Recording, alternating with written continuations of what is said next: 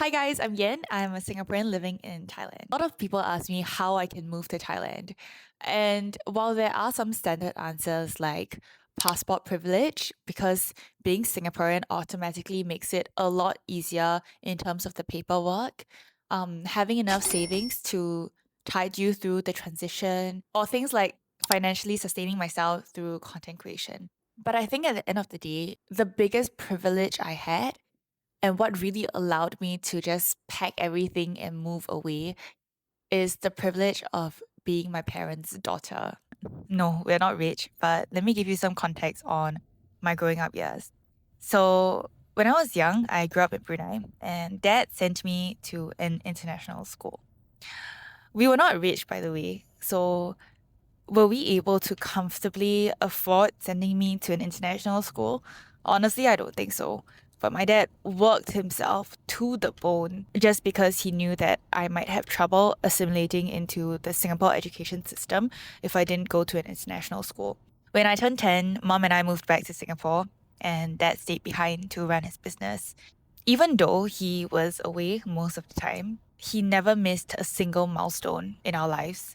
He was here for every exam, every graduation, my birthday, my mom's birthday, Mother's Day, never missed a single day.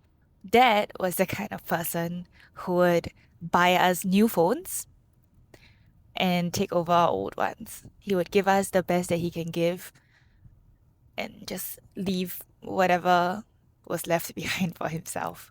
When I graduated from high school, I told my dad I wanted to get into hospitality. And my dad didn't pressure me to go into junior college or a better course in Polytechnic, even though I got a pretty decent score.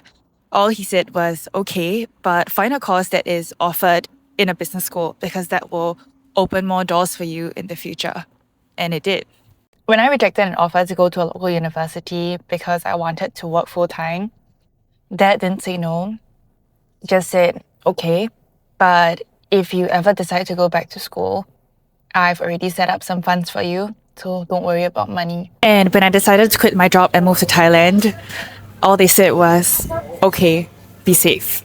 They shaped the way I made decisions. They never told me what I should do, what I should not do. They just gave me options and said, be safe, and it will always be here for you.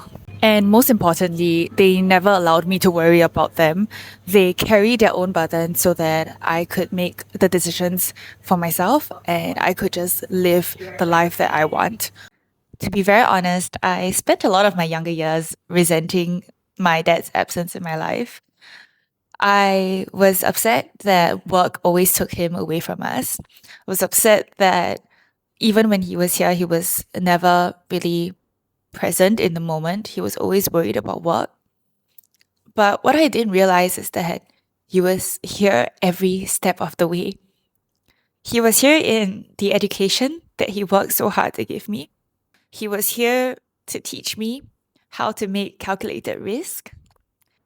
He was here to provide the financial and emotional stability that I have today to be able to make big decisions without having to worry too much.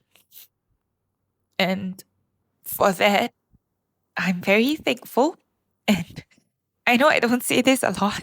Thank you, Dad, for everything you have done for Mom and I. And I love you. And happy Father's Day.